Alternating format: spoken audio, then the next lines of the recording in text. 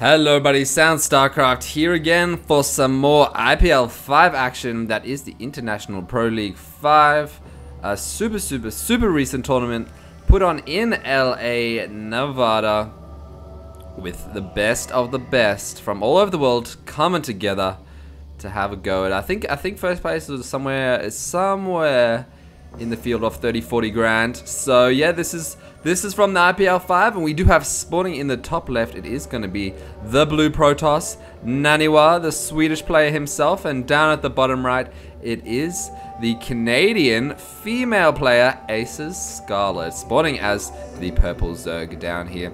Now this map, such a big map, I would not be surprised to see Scarlett taking a hatch first, and Naniwa possibly even taking a Nexus first.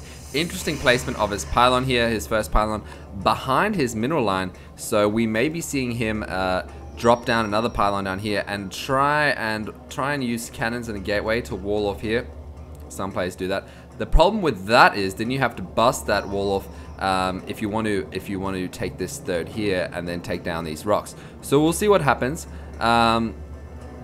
But so far, yeah, I reckon this is going to be a pretty even match. I think this was from the round of 8, maybe round of 16. Ooh, Scarlett, they're going for a spawning pool first.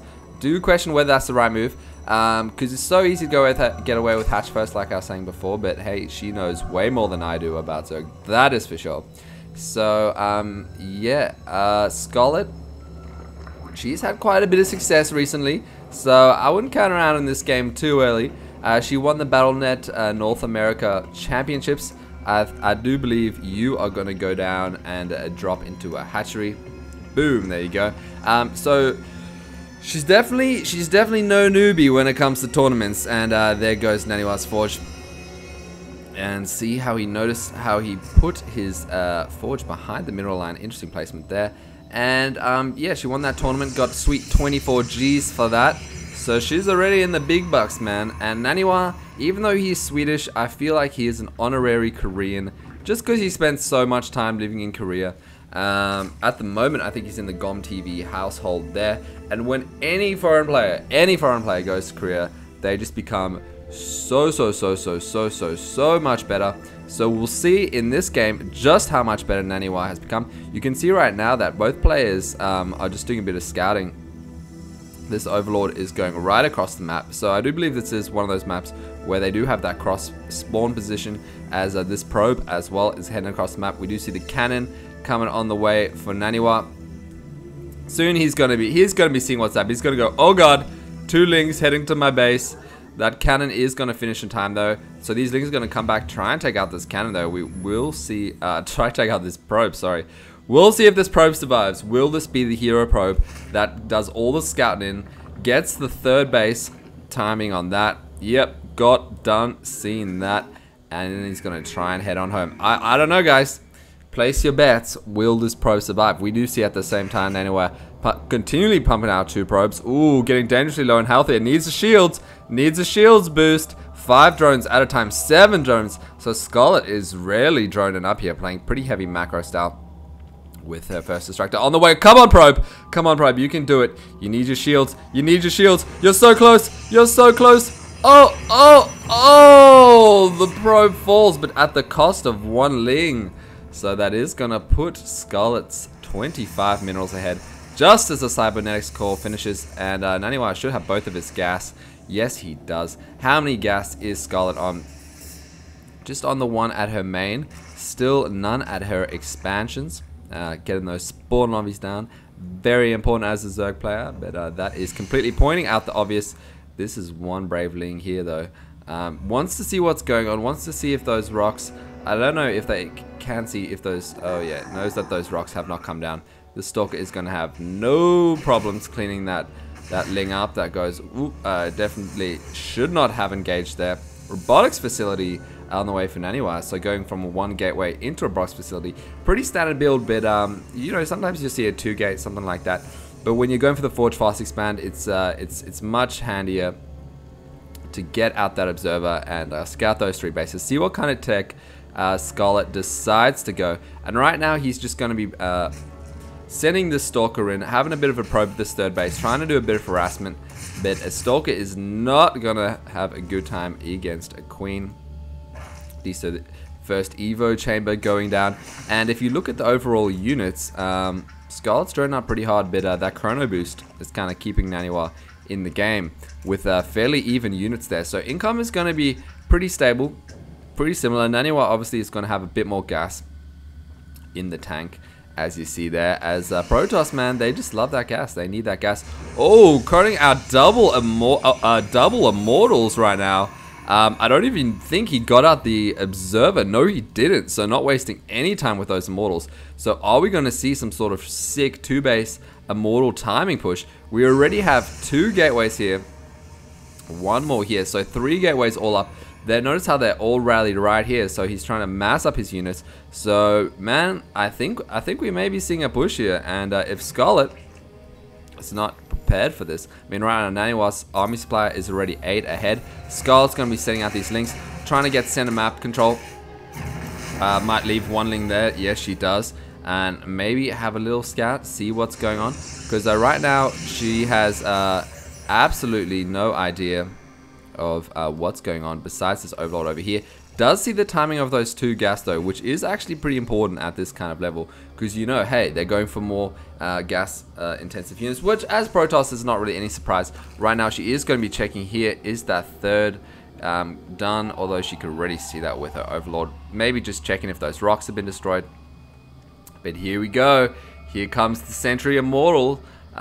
Death Ball right now with more. Oh, a War Prism being thrown out. That's probably just for reinforcements. And a whole bunch of gateways been laid down. We do have some sort of 7 gateway Sentry Immortal push going in. But the Overseer is going to see all of this that's going down. Oh man, this Overseer getting some hugely valuable scouting. Seeing all those gateways. So right now you do see a whole bunch of units coming out for Scarlett as she is actually ahead in the army supply. So she's probably not going to have much trouble dealing with this. We do see the 1 attack almost done for Naniwa. Warping in more units with that War Prism. But force fields with that many sentries are going to be huge. We do see 4 go down there, 2 more blocking off the roaches, but not great force fields, although those 2 are going to be quite effective there. And immortals are so good against roaches. As long as you can stop those links from getting us around, you're going to have a huge advantage. And the resources has evened out right now. More Zealots being warped in for Naniwa. Is he going to take a 3rd off the back of this, or is he going to go for an almost 2-base all-in? Because right now Scarlett is sitting on 3 bases, and she does have 20 more drones, 2 probes. So Naniwa needs to do some damage here. And can he do it? There goes down the Guardian Shield. He's trying to get up the ramp to get into better position. Force fielding the ramp. Strolling on into this 3rd. Scarlett decides to try and evacuate her drones. But right now, Naniwa is holding those drones down as well as the roaches. We are for sure probably going to see this. For sure probably doesn't really make sense. But if he can hold off these roaches, I do believe this hatch is going to fall. The Zealots are already trying to take it down there. The War Prison picking up 1 of the Immortals. Sweet micro from here. Naniwa trying to keep this Immortal as alive. I will keep it selected. Oh, picks it up again. Nice micro. How much energy is on these sentries? Very little. So it looks like this army is going to get taken out. Desperation Zealot's been warped in here. But there are so many roaches here to deal with this. That Immortal is still alive though. Currently on 12 kills. Definitely the MVP of the game right now. But Naniwa is going to be bailing on out of there. And if you look at the overall supply, ooh, that did not work out for Naniwa. Going down to 10 units is going to get some more weapon. But overall resources lost isn't such a big deal. But you have to keep in mind that Naniwa is almost 12 probes down. Not 12. Actually, he taking out that expansion there kind of almost pretty much caught him up in the economy. So if you look at the income, it's actually fairly even.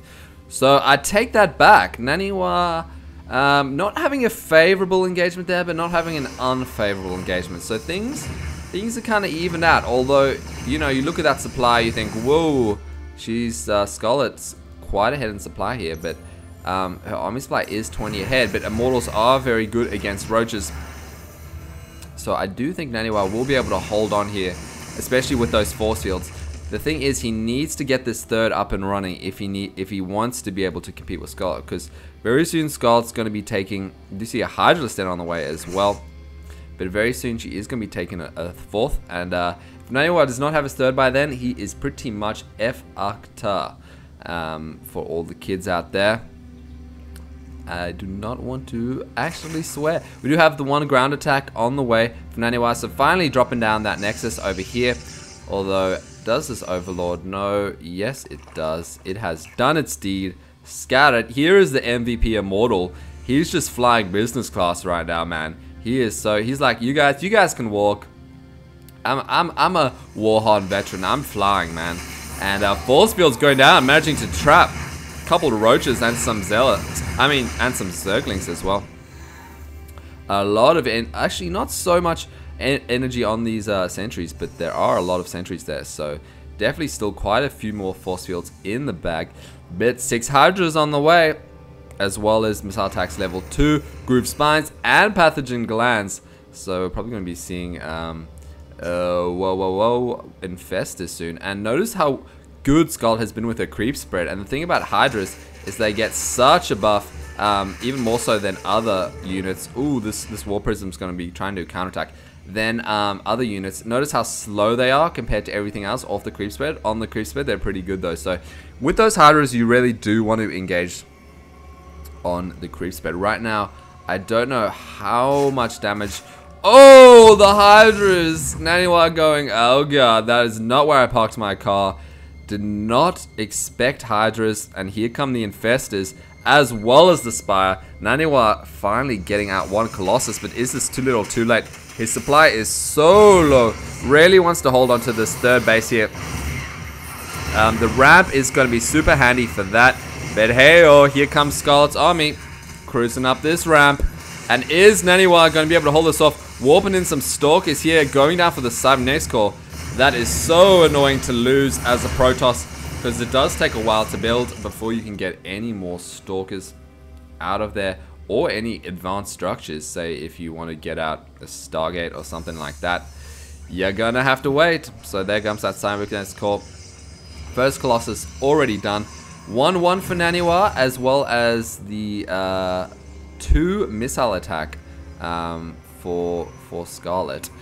So, oh man, I don't know. Naniwa is definitely behind here though. There goes the 5th base for Scarlett. She already had her 4th up and mining here. Her income is just going to be that much greater than Naniwa's. Although actually it's not too much of a big difference, even though she does have so many more drones there. Almost 25.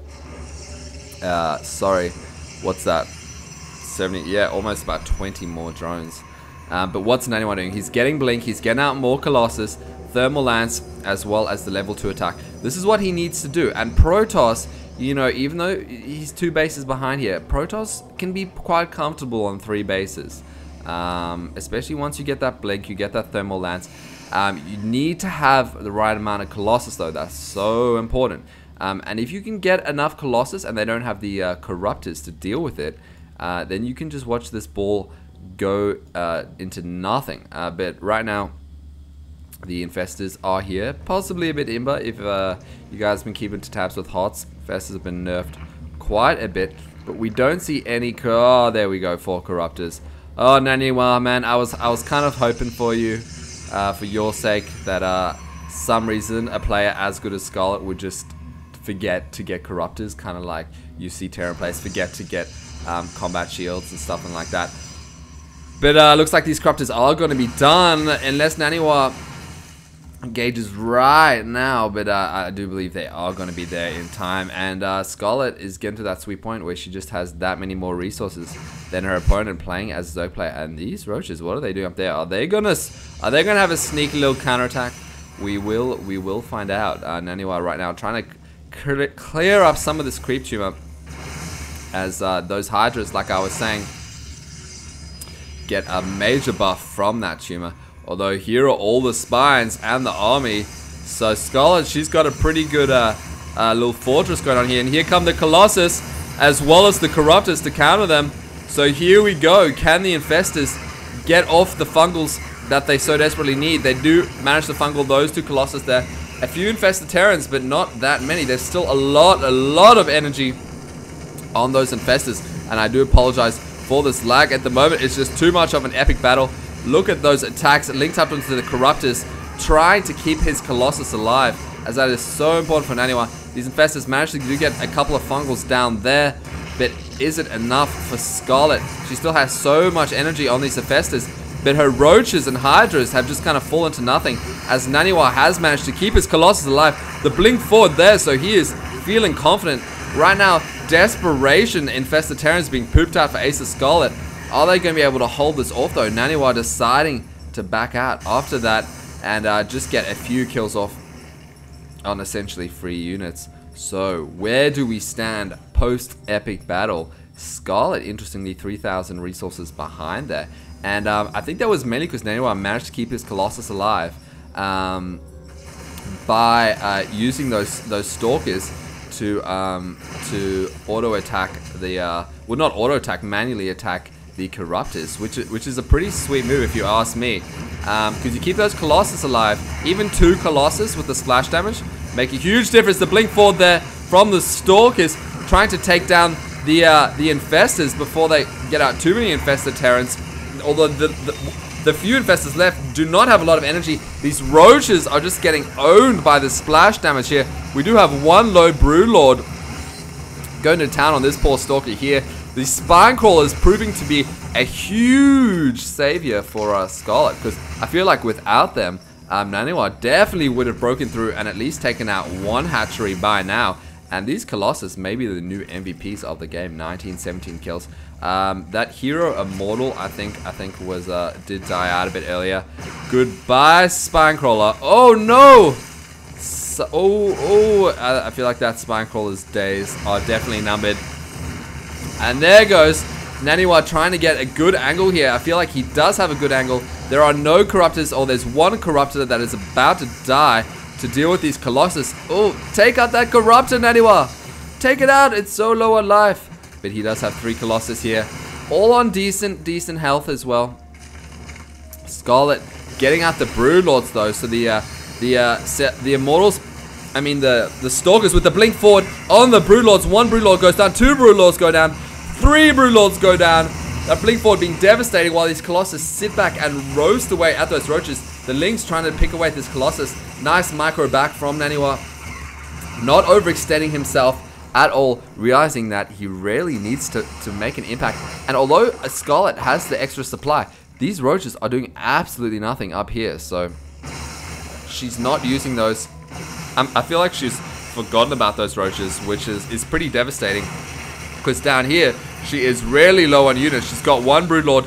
These Spine Crawlers are really keeping her in the game, and while these Colossus go to town, she needs like an idle roaches tab right now. 2 Broodlords are going to be attacking from afar.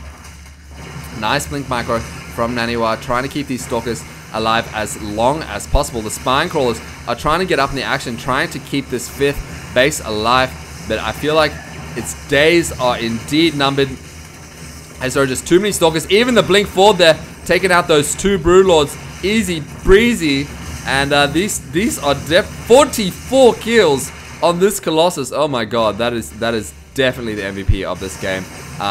Look at those laser beams, man. They just ruin everything. Along with those Stalkers, these roaches do not stand a chance. And Naniwa is just non-stop engaging here, continuously reinforcing his units. He does have a pylon here, and and there is the GG from Scarlett, who totally forgot about these roaches here. What were you doing, Scarlett, with these roaches? We will never know. But not a bad game from Scarlett. She did make quite a few mistakes though, leaving those roaches out there. Maybe got her Broodlords out a bit too late, and not enough Corruptors, not early enough to deal with those Colossus. And if you let those stay alive, man, that just shows you how much damage they can do. 23 to 48 kills is indeed what won Naniwa the game. And like I said, Protoss can still be pretty deadly off 3 bases. You see, even though he was mined out at his main and his natural, he still won the game. So a pretty sweet game. I hope you guys enjoyed. This is a best of 3, so subscribe for game 2, and I'll see you guys later.